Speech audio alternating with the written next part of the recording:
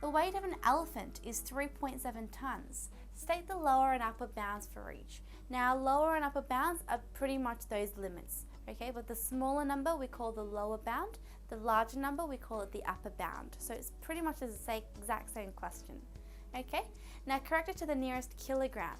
3.7 tons is 3,700 kilograms, isn't it? So make sure you keep it in the same unit. So change this to kilograms. So this gap will be 1 kilogram. And half of a kilogram is 0.5 kilograms. Subtract half a kilogram here and add half a kilogram there. So those are the limits. So that's the lower bound, that's the upper bound, okay? To the nearest 10 kilograms. So again, this gap should be 10 kilograms. So a half of 10 is 5. So subtract 5 here and add 5 here. So that's the lower bound, that's the upper bound. Okay, that's all you need to say. Very, very simple. 5 kilograms. So we want this gap to be 5 kilograms, which means half of 5 is 2.5. So 3,700 minus 2.5 here and plus 2.5 here, which will get you these values, isn't it? So that's the lower bound, that's the upper bound. Nearest 50 kilograms. So this gap will be now 50 kilograms. So half of 50 is 25. So minus 25 for here, add 25 for this one, like that. Okay, so state them all. That's the lower bound, that's the upper bound. That's all you need to say. So 5 litres is to the nearest litre. So I'm going to try to make 1 litre the gap. So 1 litre divided by 2 is 0.5 litres. So subtract 0.5 here and add 0.5 there. So 4.5 and 5.5. Lower bound, upper bound. 5.0 grams. I know the 0 doesn't really matter, but the reason why they put 5.0 is because they want the gap to be 0.1, because it's to the nearest 10th, isn't it? So 0.1 divided by 2 is 0.05. Subtract 0.05 from there to get 4.95 and add 0.05 to get 5.05. So lower bound, upper bound. Okay, so make sure you pay attention to what the original number is rounded to, okay? 3.00 meters. The reason why they put those extra 2 zeros is because they want this gap to be 0.01 to the nearest hundredth. That's why they did that. So what's that divided by 2? 0.005. So subtract 0.005 from 3 and add it to 3 here. So lower bound, upper bound. And then D, okay, this time nearest thousandths. So this should be 0.001. So that's divided by 2 is 0.0005. Again, subtract it here and add it here. So see how this is a very, very small number, small gap? So these two are the bounds, lower bound, upper bound. So that small gap gives you a very, very close estimate. So the smaller the gap, the better it is, because it gives you a very, very close estimate.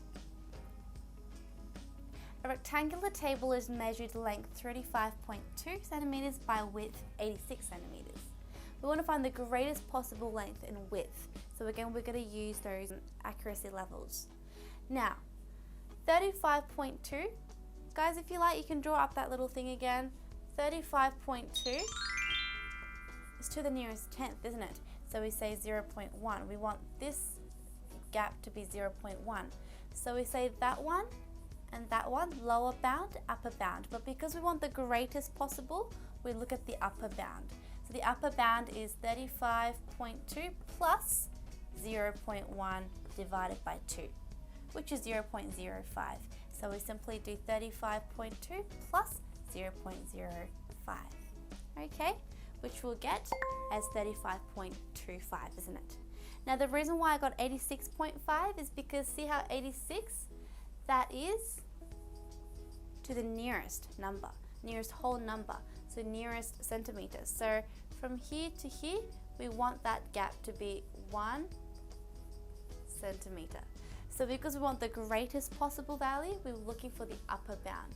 The upper bound is 86 plus 1 divided by 2, which is 86.5 centimeters. That's why we got 86.5. And that's the greatest possible length and width. Now B, we want to find the least possible length and width. Can you see, guys? From A, for A, we wanted the upper bounds. Because with now in B, we want the least possible length and width, we look for the lower bounds. So